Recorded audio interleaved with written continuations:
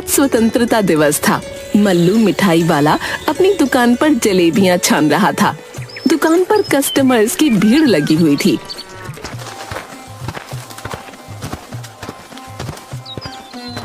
मल्लू भाई, जलेबियां कैसे दे रहे हो? 450 रुपए किलो। अरे अभी अभी तो 200 रुपए किलो जलेबी दे रहे थे। 1 घंटा 2 गुना से ज्यादा कैसे दाम बढ़ गया? आप ठीक कह रहे हैं सरपंच जी, लेकिन 1 घंटा पहले एक भी कस्टमर मेरे दुकान पर नहीं थे। अभी भीड़ को देख रहे हैं ना, अभी 500 रुपए किलो भी बेचूंगा तो हाथों हाथ बिक जाएगा। इतना लालच ठीक नहीं मल्लू, भगवान से डर। इतना लालच ठीक नहीं। इसमें लालच की क्या बात है? इसे अर्थव्यवस्था कहते हैं। मांग बढ़ेगा तो दाम भी बढ़ेगा। 200 रुपए किलो जलेबी लेना है तो कल आकर ले लेना। आज तो यही भाव लगेंगे भैया। लेना है तो बोलो, नहीं तो आगे बढ़ो। लूंगा क्यों नहीं, मंत्री जी अभी आने वाले हैं झंडा फहराने के लिए। ये लो 4500 रुपए, 10 किलो जलेबी तौल दो। उधर मल्लू का बेटा मग्गू के स्कूल में मास्टर साहब मग्गू से बोलते हैं, बच्चों, आज हम सभी के लिए बहुत ही महत्वपूर्ण दिवस है। आज ही के दिन हमारा देश अंग्रेजों के गुलामी से आजाद हुआ था। आज हम लोग शपथ लेते हैं कि हर गलत करने वालों का विरोध करेंगे, चाहे वह अपना ही क्यों ना हो। जी सर, हम शपथ लेते हैं कि हर भ्रष्टाचारी का हम विरोध करेंगे, चाहे वो कितना भी अपना क्यों ना हो। शाबाश बच्चों, अब कुछ ही देर में प्रिंसिपल सर झंडा फहराएंगे। मग्गू, तुम 1-2 लड़कों के साथ जाकर अपने दुकान से 10 किलो जलेबी ले आओ। मग्गू 2 लड़कों के साथ जलेबी लाने के लिए अपनी दुकान पर जाता है। मग्गू बहुत ही जिद्दी लड़का था। अगर वो कोई चीज एक बार करने की ठान लेता तो वो करके ही दम लेता। पिताजी, ये लो 2000 रुपए, स्कूल के लिए 10 किलो जलेबी दे दो। बेटा 2000 नहीं, 4500 रुपए लगेंगे 10 किलो जलेबी का।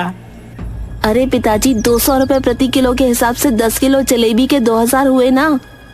लेकिन बेटा, जलेबी के दाम 200 रुपए नहीं, 450 रुपए प्रति किलो हो गया है।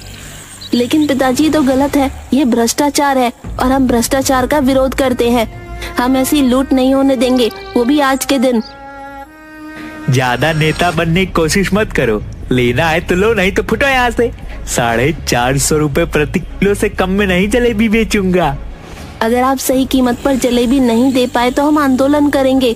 बोलो दोस्तों, इनकलाब जिंदाबाद, जिंदाबाद, जिंदाबाद। तानाशाही नहीं चलेगी, नहीं चलेगी, नहीं चलेगी। मग्गू वहीं धरने पर बैठ जाता है। इधर लालची मल्लू कीमत कम करने को तैयार नहीं था और उधर उसका बेटा मग्गू काफी जिद्दी था, इसलिए कोई समझौता नहीं हो पाता और मग्गू अपनी ही दुकान के सामने अपने ही पिताजी के खिलाफ धरने पर बैठ जाता है। जैसे ही मास्टर प्रकाश को ये सारी बातें पता चलती हैं, वो घटना स्थल पर पहुंचते हैं। क्या हुआ मग्गू, तुम यहाँ जलेबी लेने आए थे, फिर धरने पर क्यों बैठ गए? सर, पिताजी ने आज जलेबी का दाम 200 रुपये से बढ़ाकर 450 रुपए प्रति किलो कर दिया है, इसलिए हम इस भ्रष्टाचार के खिलाफ धरने पर बैठे हैं। क्यों मल्लू जी, जलेबी के दाम अचानक क्यों बढ़ा दिए? सर, आप तो बच्चों को अर्थशास्त्र पढ़ाते ही होंगे। अर्थशास्त्र हमें बताता है कि किसी भी वस्तु का कीमत उसके मांग पर निर्भर करता है। आज जलेबी का मांग ज्यादा है तो उसकी कीमत भी ज्यादा होगी। ऐसा थोड़े है कि मनमाने तरीके से कीमत बढ़ा देंगे। मैं तो अपने जलेबी की कीमत यही रखूंगा सर। हाँ, अगर आपको दूसरे जगह से लेना है तो यहाँ से 17 किलोमीटर दूर जाकर सस्ती जलेबी ला सकते हो। ओहो, यानी इस गांव में एकमात्र हलवाई होने का फायदा आप उठा रहे हो। मग्गू, क्या करोगे? हमें स्वतंत्रता दिवस आज ही मनाना है, इसीलिए 450 रुपए के हिसाब से ही 10 किलो जलेबी ले लेते हैं। नहीं सर, आप आज के दिन भ्रष्टाचार को बढ़ावा कैसे दे सकते हैं? मैं भी हलवाई का बेटा हूँ। मैं यहीं पर जलेबी छानूंगा और 150 रुपए प्रति किलो जलेबी सभी को दूंगा। 1 घंटे के अंदर मग्गू अपने दोस्तों के साथ मिलकर वहाँ पर तंबू डालकर मल्लू की दुकान के ठीक सामने 150 रुपए किलो जलेबी छानकर बेचने लगता है। देखते ही देखते मग्गू की दुकान पर भीड़ लग जाती है। मल्लू के सारे कस्टमर्स मग्गू की दुकान पर आ जाते हैं। मल्लू का लगभग 1 क्विंटल छानी हुई जलेबी वैसे ही पड़ी की पड़ी रह जाती है। बबली, बबली कहाँ हो? बाहर आओ। देखो अपने लाडले को क्या कर रहा है। अरे क्या हुआ जी, क्यों आसमान सर पर उठाए हो? अपना मग्गू दुकान खोले हुए है और उसकी दुकान पर भीड़ लगी हुई है, तो आपको क्यों जलन हो रही है? सारी दुनिया चाहती है उसका बेटा आगे बढ़े और एक आप हो। सारी दुनिया अपना बेटा को आगे बढ़ते देखना चाहता है, लेकिन यह नहीं कि बाप को पीछे छोड़कर और घाटे में व्यापार चलाकर कोई आगे बढ़े। वह देखो दाम के दाम जलेबियां बेच रहा है। मेरी 1.5 क्विंटल जलेबियां यूं ही बर्बाद चली जाएंगी, उसको कोई फर्क नहीं पड़ता।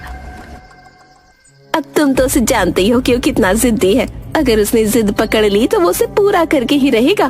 और तुम्हें क्या पड़ी थी 2 गुने से ज्यादा दाम पर जलेबियों को बेचने की? मैं कह देती हूँ जी, यही लालच आपको एक दिन कहीं का नहीं छोड़ेगा।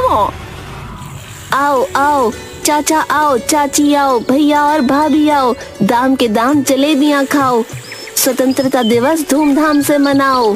तभी वहाँ से सरपंच जी के साथ मंत्री जी गुजरते हैं। मग्गू की दुकान पर भीड़ देख हुकुमचंद जी, ये आपके गांव में इतनी भीड़ क्यों लगी है? शायद कोई जलेबी की दुकान है, लेकिन ठीक सामने अब बड़ी सी जलेबी की दुकान में एक भी आदमी नहीं, ऐसा क्यों? मास्टर जी, मल्लू के दुकान के सामने किसने जलेबी की दुकान खोली है? और उनके दुकान पर भीड़ है, इसके दुकान पर की भीड़ कहाँ गई? सरपंच जी, मल्लू ने अपने जलेबी का दाम दुगना से भी ज्यादा रखा था। उसी के खिलाफ उसका बेटा मग्गू दाम के दाम जलेबियां बेच रहा है, इसीलिए वहाँ पर सारी भीड़ है। वाह, इस युग में इतना अच्छा विचार वाला लड़का। सरपंच जी, मैं उस लड़के से मिलना चाहूंगा। बेटा मग्गू, जरा इधर आना, मंत्री जी तुमसे मिलना चाहते हैं।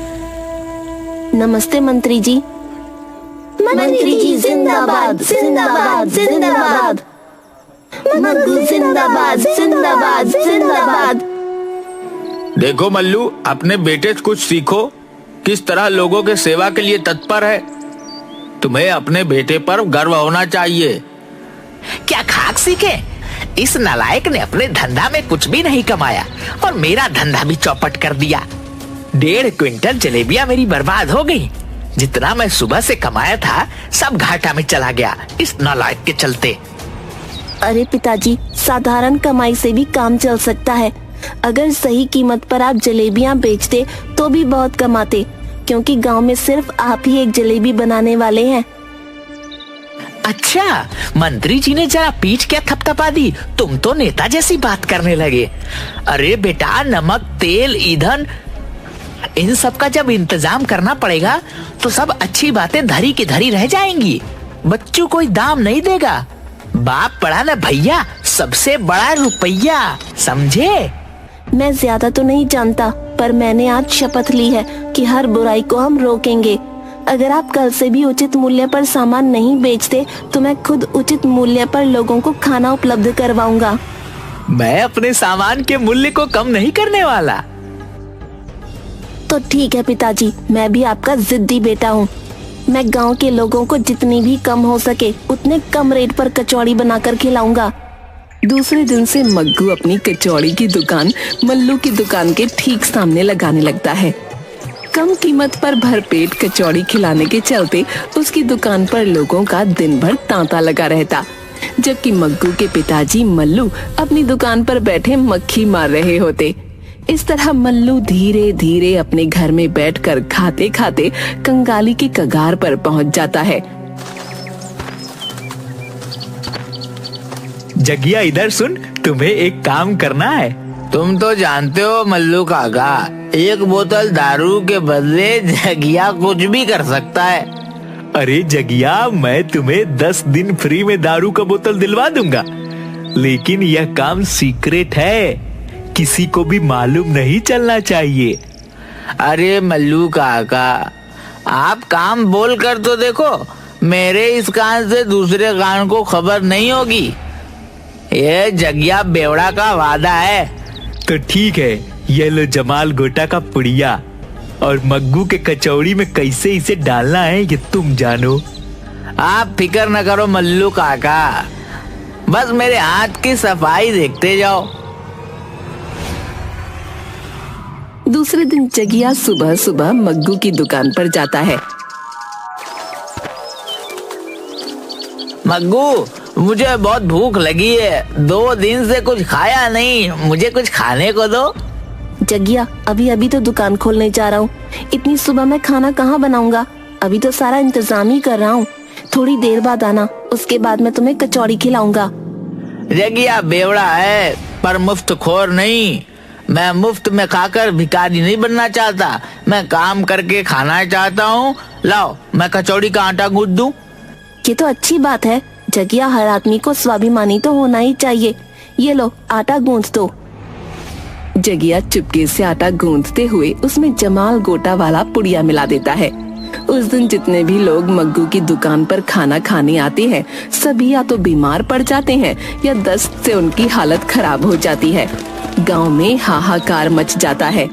सरपंच जी, मैं ना कहता था कि घटिया सामान इस्तेमाल करने से कभी भी बड़ी घटना घट सकती है। सस्ते सामान का यही नतीजा है।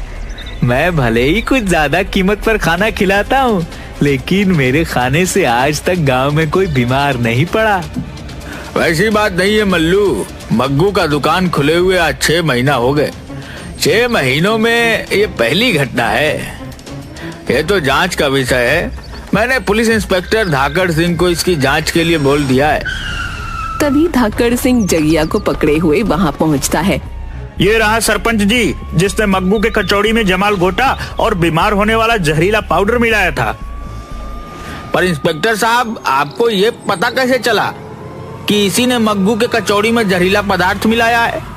दारू का ज्यादा सेवन कर लेने के कारण यह थाने के पास गिरा हुआ बड़बड़ा रहा था। इसके पास दारू की 10 बोतलें थी। पूछताछ में यह बताया कि मल्लू ने उसे यह दारू उपलब्ध करवाए हैं। उसके बदले में इसने मग्गू के कचौड़ी में कुछ पाउडर मिलाया था। देखा मल्लू, लालच ने तुम्हें कहां पर लाकर छोड़ा। अपने बेटे के खिलाफ तुम अपराधी बन गए, साथ में सारे गांव के लोगों को संकट में डाल दिया। ले जाइए इंस्पेक्टर साहब इस लालची आदमी को। इंस्पेक्टर मल्लू को पकड़कर ले जाता है। अदालत उसे 6 महीने के कारावास की सजा सुनाती है। इधर मग्गू धीरे धीरे अपने दोस्तों की मदद से कई शहरों में सस्ती कचौड़ी की दुकान खोल लेता है। उसकी जिद थी कि हर आदमी को उचित कीमत पर खाना उपलब्ध करवाए।